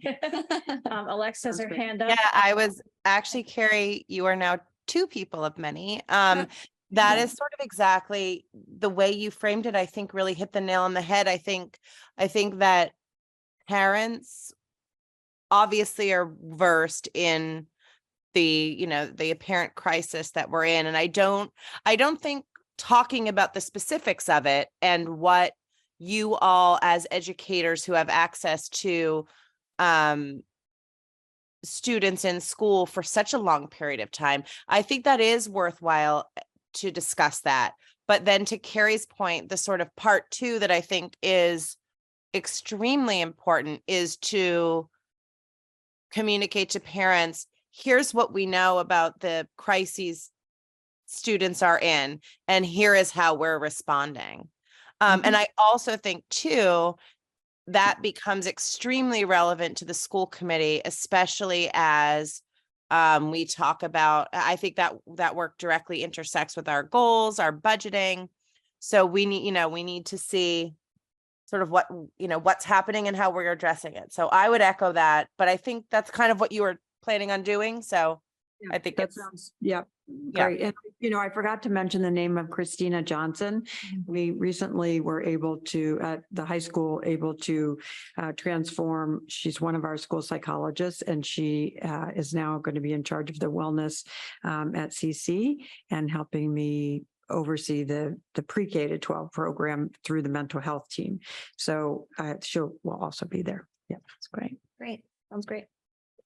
I hope people come because I feel like there is the need, Oh, definitely, definitely. I think the timing's right too. When people are Beginning of the school year. beginning of the school year, after back to school nights, after some of them at least. So any other questions on that? No? Okay. Thanks, Kristen. All right, we'll move on. Beauty center signage. Okay, we've done a little bit of homework since last week. It's not really completely complete. I guess it's kind of circular at this point. So the building inspector can't tell us if he can permit it or not until he knows what the Doesn't know if sign he is. needs to. Doesn't know if he permit or needs to not, until he knows what so- the sign is. So I guess what I would like to It's do back in your tonight, court. yeah, it's back in our court. So what I would like to do tonight is have a discussion about, do we think it's appropriate to have an additional sign at both entrances? I guess I think we need to answer that question as a committee first. Like, do we think that we should be putting another sign at our entrances? And then we can move on to what type of sign. if we think that's appropriate or not, or do we feel as though the entrances stand for themselves because it is our campus and we like the sign elsewhere. So I'm going to open it up to all of us and I would love to hear people's thoughts and opinions on how they feel about an additional sign at the entrance. And I'm happy to start if no one else wants to start. Cynthia. go So ahead. I did drive up and Yep. down, up and down, up Yep. and down Thoreau and Walton. I noticed there's a vine-covered sign on Thoreau Street that says, I'm not sure exactly what, it says Concord Carlisle is the only part I can make out. So I don't know if it's an old construction sign or I don't know Interesting. what it is. Okay. It's pointing to the fields. Yep. So I was too afraid to touch the vines because I'm like, it's. Is it I'm gonna like get a, poison like a ivy. metal sign? Yeah, it's a town Okay. sign, Oh, okay. It's brown. Not very useful, apparently. Okay, all right. I've never seen it before and I feel like I I'm was there like, daily. I'm gonna miss the school committee meeting because I'm gonna get poison ivy from. Dumb. get. It's on Walden Figure Street. that out. On Walden Street it is? Thoreau. Thoreau Street, okay. Heading Sorry. uh toward town. Toward town, okay. Away. Okay.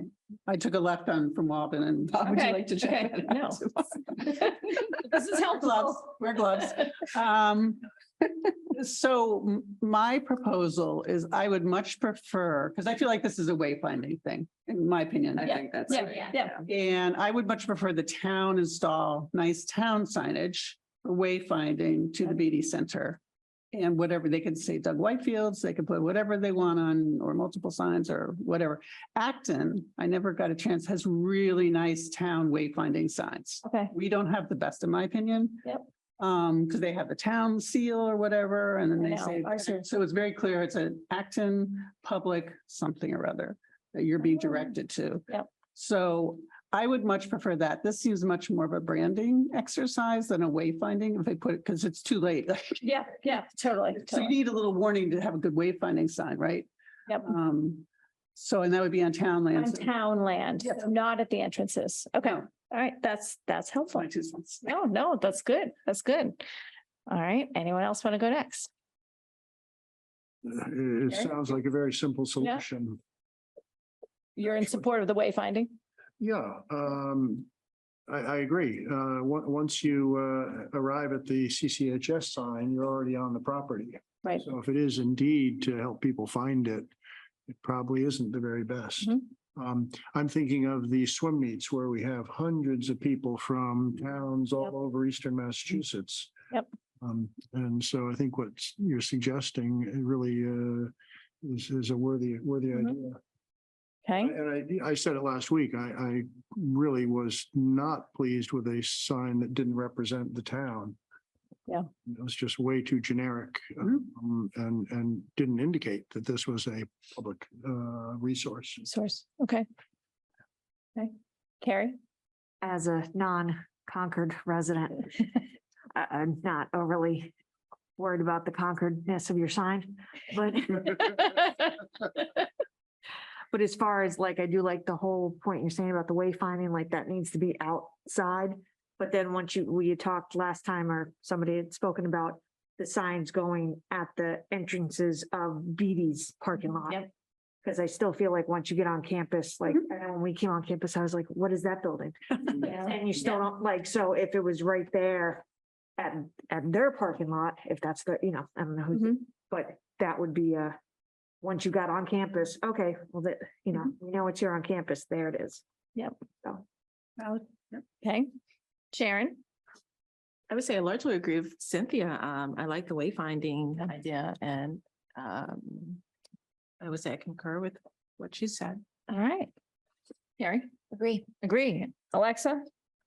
Yeah, I actually kind of like Cynthia's idea for several reasons. One, I think the sign itself, I think perhaps Court said it, just doesn't seem to have any kind of relevance to the rest of our brand, if you will, for lack of another reason, of another sort of way to articulate it. And then 2, I just think I don't feel that having multiple signs in close proximity to each other, we're talking inches or feet, is productive. So yeah, I'm largely in alignment with everyone that's spoken thus far. And in particular, I think Cynthia's proposal is pretty good.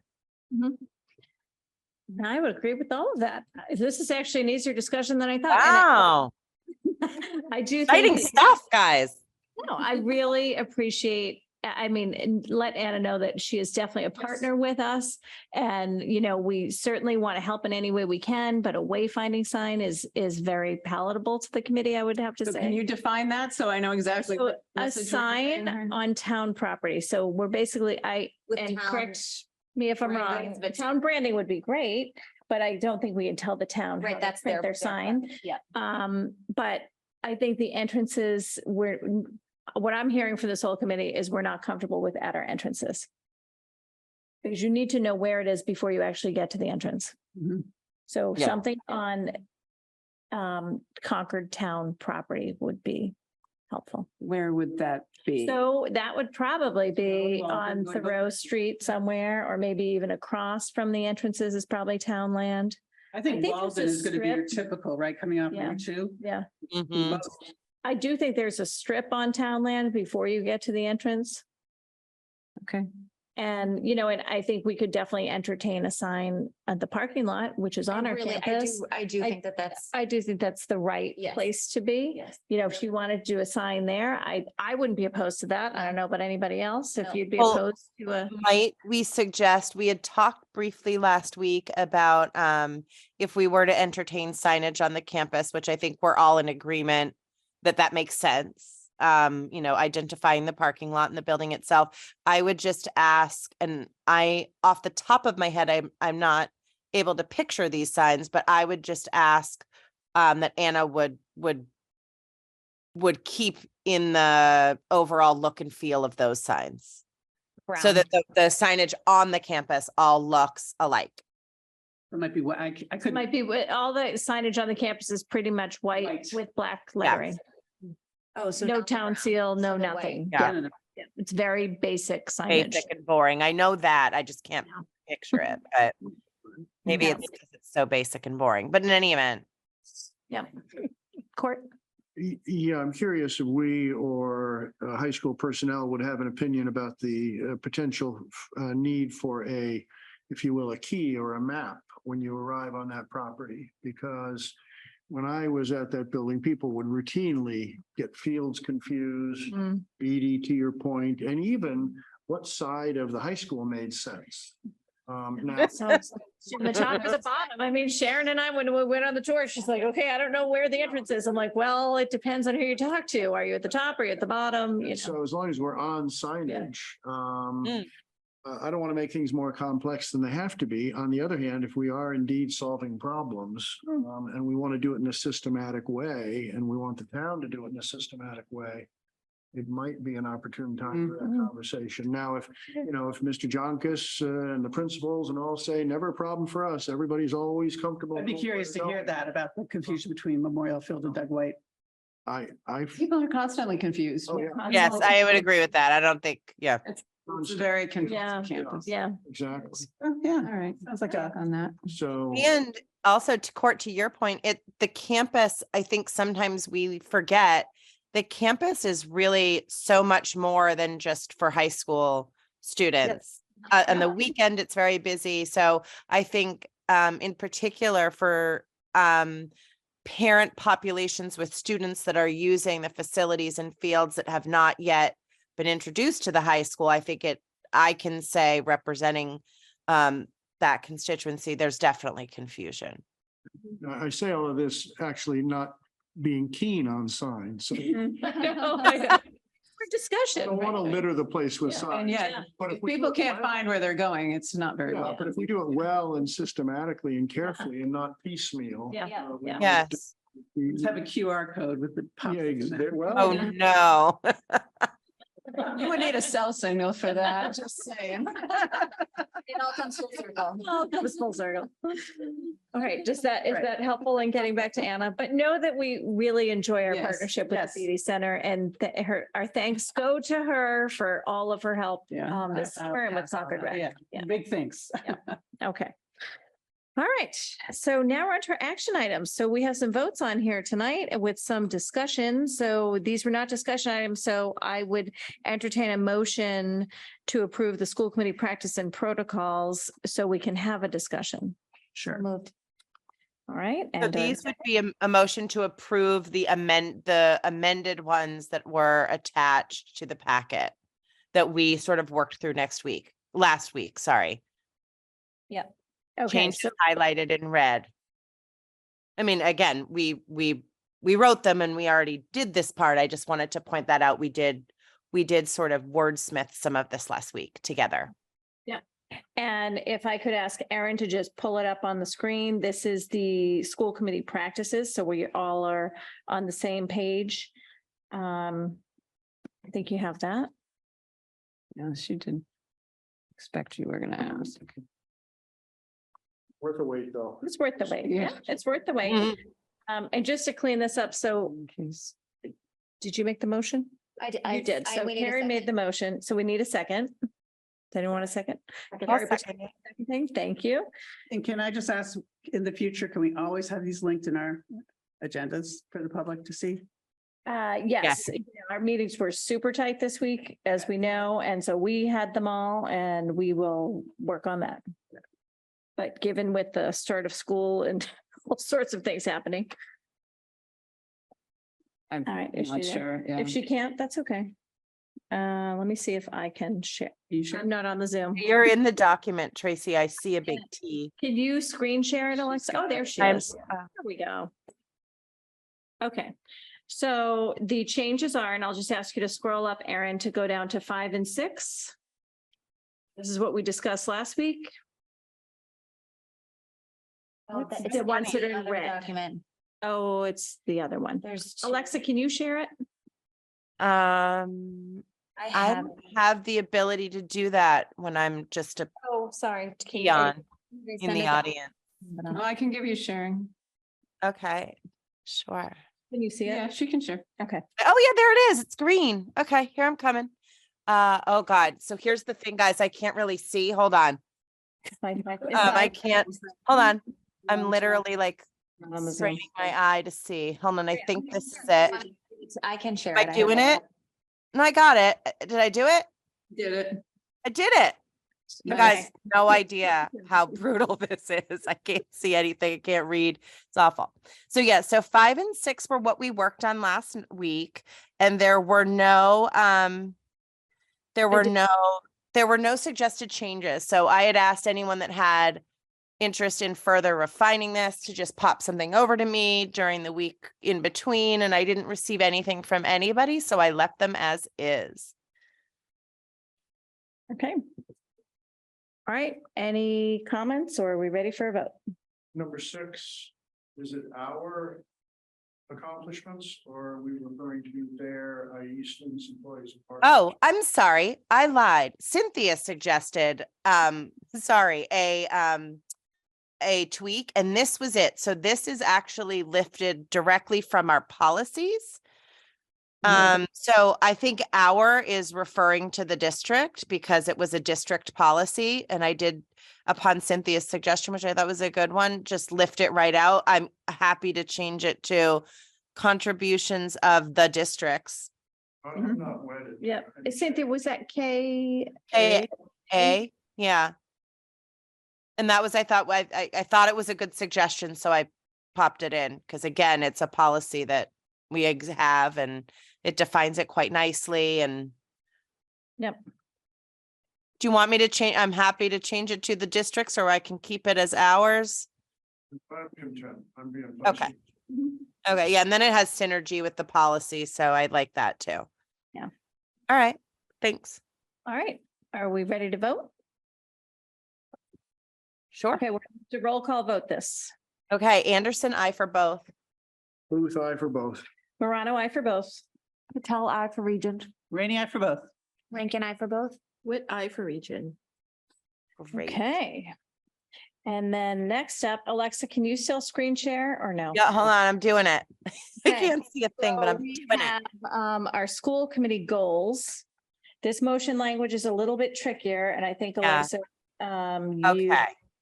So I'm gonna make a motion and I'm screen sharing, so I'm hoping you guys can follow along.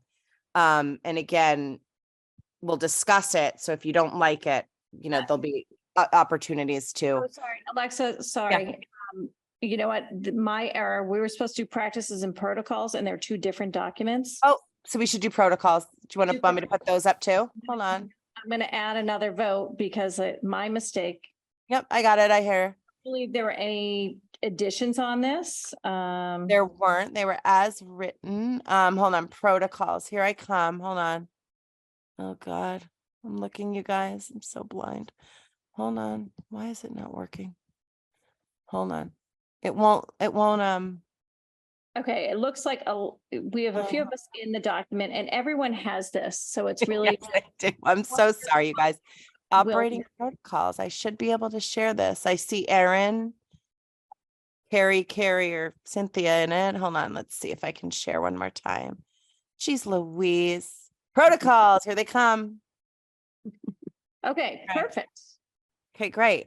So there were no proposed changes to this. Court, you had talked briefly in an email to me about wanting to discuss protocol number 2 with respect to setting a positive tone for the district. Do you still want to pursue discussion on that? And if so, do you want to sort of talk about what you meant or? Yeah, I'd like to. I mean, on the face of it, it all sounds very good.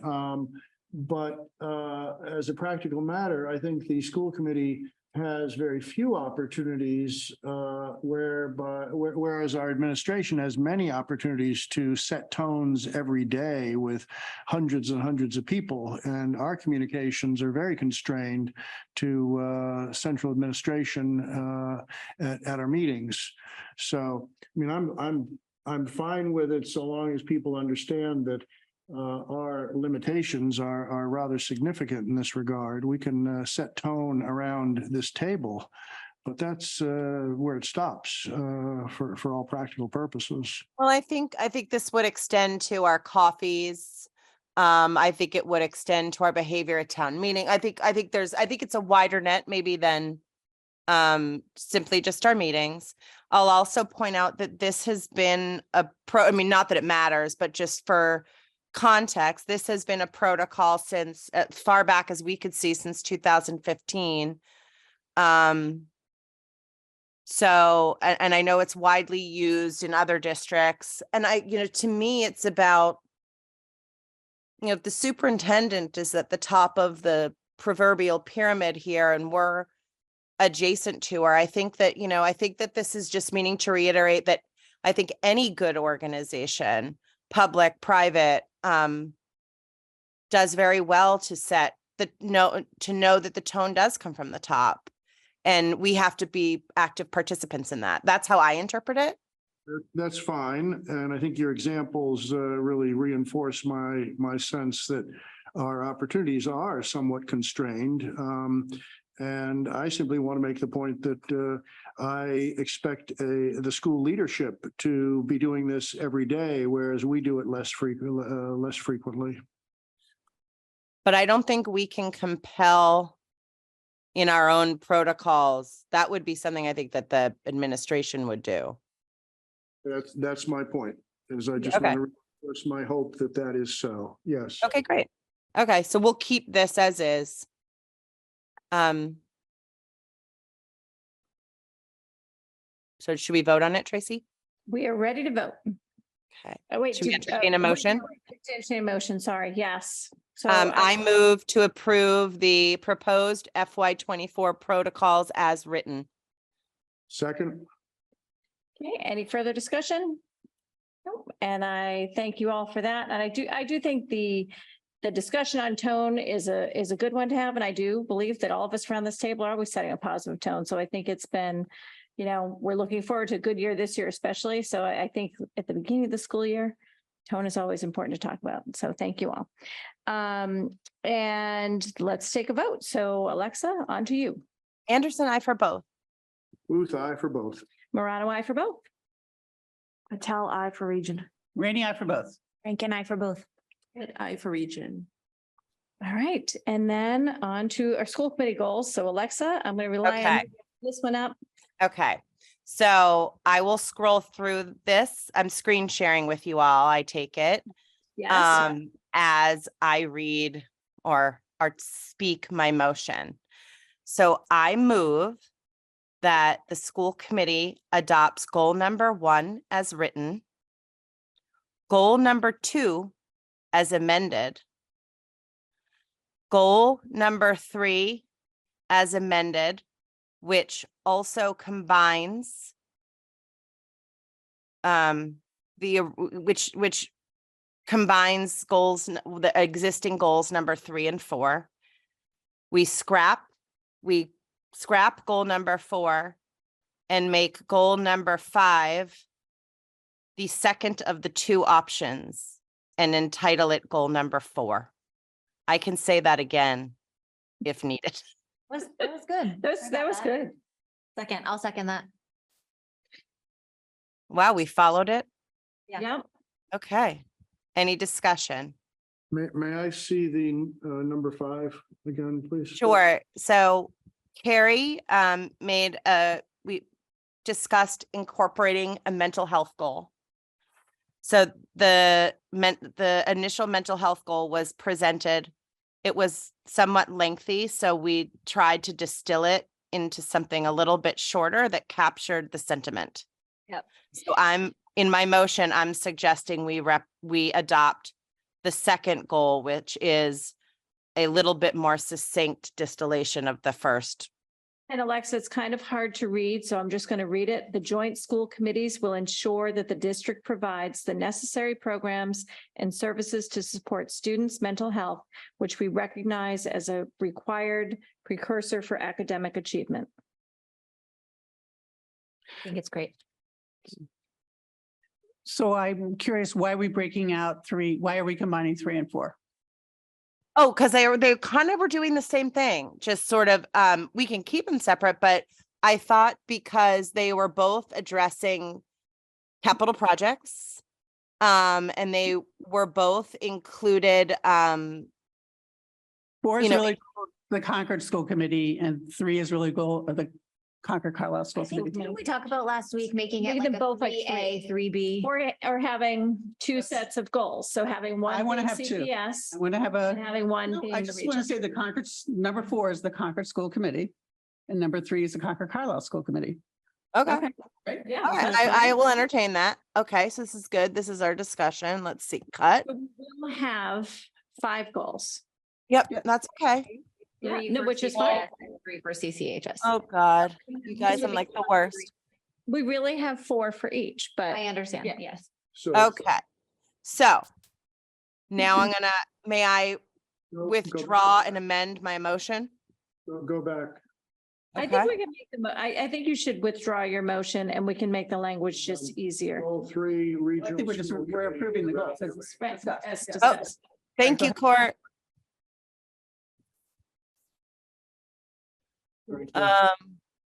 We'll evaluate our high school campus. Nope. So we would go, Wait, undo that. well, You- because it addressed both of them. Go- That's why I chucked it. Can you bring it back so we can see? what Sorry, you- yeah, let's see. Sorry, I'm a little slow. You have to evaluate before you capitalize. I'm not sure what capitalize means, although certainly we're going to study it. Well, meaning that we already have existing recommendations and I think we would seek to utilize them. Okay, as long as it's synonymous with utilize, I understand what it means. Good. So we'll evaluate. Or I could say we'll utilize the report. Would you prefer that? Is that a good? Will I know what you mean. utilize Yeah, the report from these guys. Right. yeah. And sentence 1, we'll evaluate our high school campus singular. Yeah. Well, yeah, I had the 2 committees. All right. Great. So, and just to be clear, because we know we're not putting on the work that we do regarding budget and policy. That's our number 1 job. Yeah, those are assumed. Those are our responsibilities that are non-negotiable. Weird to say, Yep, I know. Can I suggest we drop upcoming recommendations? Where do we see this? Oh, yeah, sure. Is, I think, not necessary. In order to make recommendations. I mean, if we make recommendations, they're coming. In order to make recommendations, yes, I would agree with that. Yeah, Thank you. upcoming is I think that's- redundant. I think that's cleaner. Yep, I agree. Okay, so Would Ripley I am- fall? yeah. CPS? Would we be both? Yes. Does that mean we need to Ripley's Yeah. CPS Yes. and DCHS? No. Ripley CPS. building? CPS. Okay, It's utilized by the region, but it's part of the. It's a CPS. it would be a building. CPS CPS building. capital project. Mhm. Okay. Number 4, Alexa. Yeah. You can drop the red now down to number, oh, I'm sorry, you have 2 number 4s, never mind. Yep, so this, I'm gonna chuck this one. This is the old one, which is really goal number 4. Got it. Okay. So I'll Okay. chuck it. Mhm. So now we have goal number 5 and you'll see we have 2 options. In my motion, I'm recommending use of the second one just for clarity and the purposes of clarity and brevity. Yep. As the overall goal, or is you're substituting as part of the language? That's what I'm. No, as No, the- I'm suggesting to scrap this. I'm suggesting to strike this and instead adopt the smaller paragraph. Love it. Just I'm do this. entirely in favor. Yeah. Okay. Right. Oh, Okay, so can I withdraw my motion and put a Oh, new no. one? Well, can't I you don't think- withdraw it? And Yeah, she Just can. do us We should this just said, we're going to discuss the goals. As amended. Yeah, just, Do we have consensus on dropping Yeah. 5A in Yeah. lieu of 5B? Yes. yes, Yeah, so delete that. everyone, yeah. I Yep. see Carrie and Sharon are nodding. Okay. Okay, and then this gets. These now do fit anyway, so not that it's entirely relevant, but okay. So are we ready for a revised motion? sure. Sure, go ahead. Okay. I would like to move to withdraw my motion and replace it with this motion, which is I move that the Concord and Concord Carlisle School Committee adopt goal number 1 as written. Well, goal number 2 as written, goal number 3 as written, goal number 4 as written, and now goal number 5 as written. And discussed. Can you just add and discussed to that? Yeah, and written and discussed in this meeting. Perfect. And do we have a, Second. Second, okay, Cynthia. that was Cynthia. So you referenced the goals specifically, not the report request number such and such. Nope. Do we limit ourselves by being that explicit that that's how, is the inference, that's how we address it and we're done? And if so. No, I don't think so. I think I intended for this to be a tool for us to help us create that year-long plan of a schedule so that at the very minimum, we can set our skeletal schedule. And that I think accomplishes 2 things. One, it gives 3 things really, us the heads up of what we're going to see throughout the year and when we're going to see it. It serves the same purpose for the public. And finally, it allows our administrators to plan, more farther in advance and really prepare to answer the questions that they know we have. So I think what I'm hearing you say is it provides that kind of guidance and structure, and it's not to be contained in the formal 5 goals as No. goal. Right. No, absolutely not. I think I just wanted to demonstrate to you all how, because again, we did the goal setting discussion a little differently this year. What I did as chair was examine the different report requests that came in from all the different stakeholders on this body. I organized them in ways that I felt were thematic.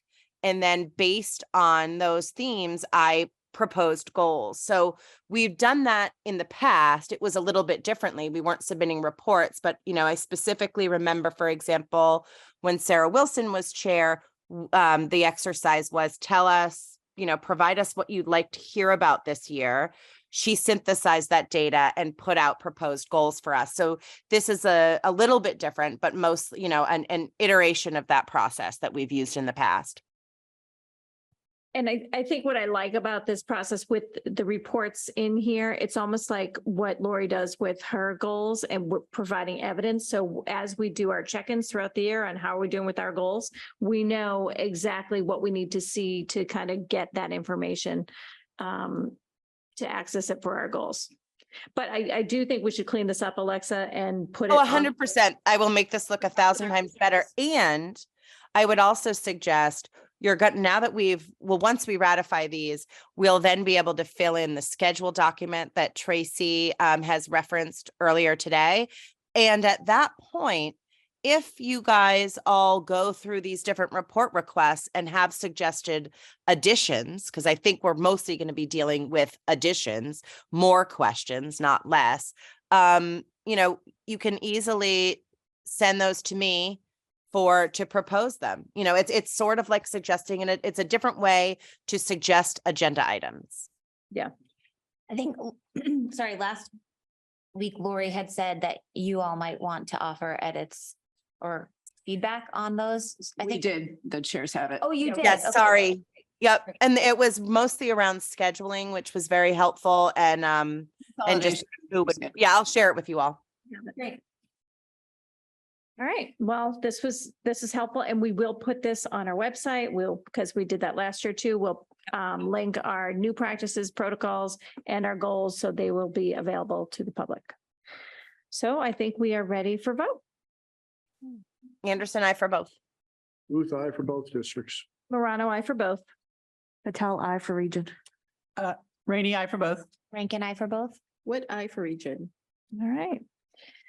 And last but not least, we have our handbooks. So I'm going to turn it to Dr. Hunter too, to just give us a high level kind of overview if you need to do anything else. Yeah, I think we talked did that about last week, so. Yeah. Yeah. And we made some changes. Well, it's corrected. The names are corrected. The building principals worked on that. So I think we're ready to approve.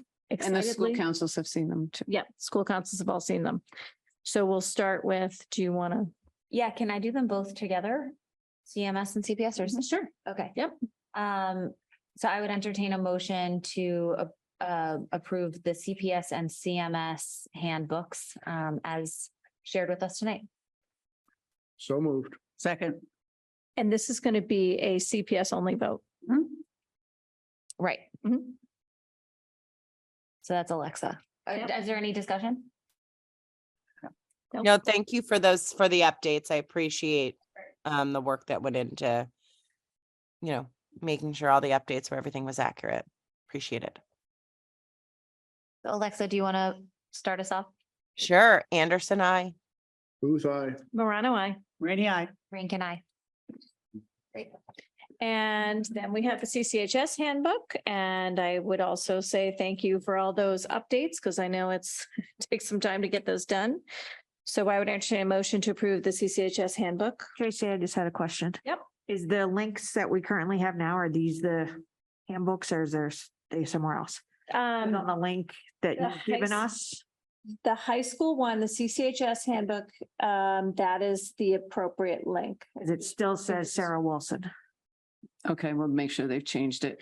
We had to grab them, sign them midstream, so I'll be Right. sure they've caught all that. Okay, good catch. We caught that at CPS, not here. Yeah, we did. Yeah, Tracy caught stuff earlier, and by caught the the time I got CPS. to the principal, he'd already changed it, so I'll do the same here. Okay, And just all the translations still say Mr. Misterlo. Got it. okay. So translations, okay.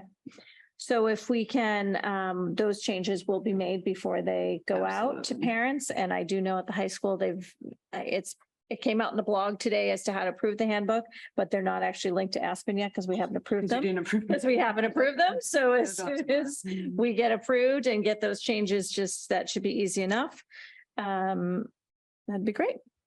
Okay, so I would entertain a motion to approve the CCHS handbook with changes made in the translations.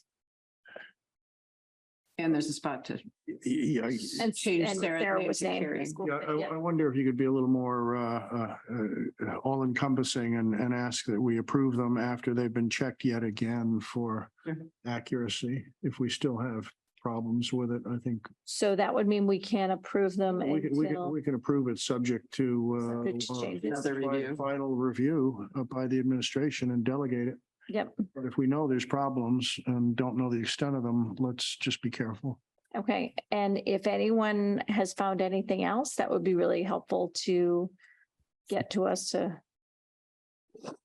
Yeah, I mean, I know we need to go ahead and publish them. Yeah. Yeah. Yep. Not doing it is definitely bad. Yes, yes. So we'll see them again, but we're going to approve them with the changes Sure. that will be made. Okay, great. So was that Did a I make a motion? motion? Well, I No. can't make a motion. So moved. Thank you, Court. Second. Any further discussion? All right. Alexa, you can start us off. Anderson, I. Booth, aye for the district. Morano, I.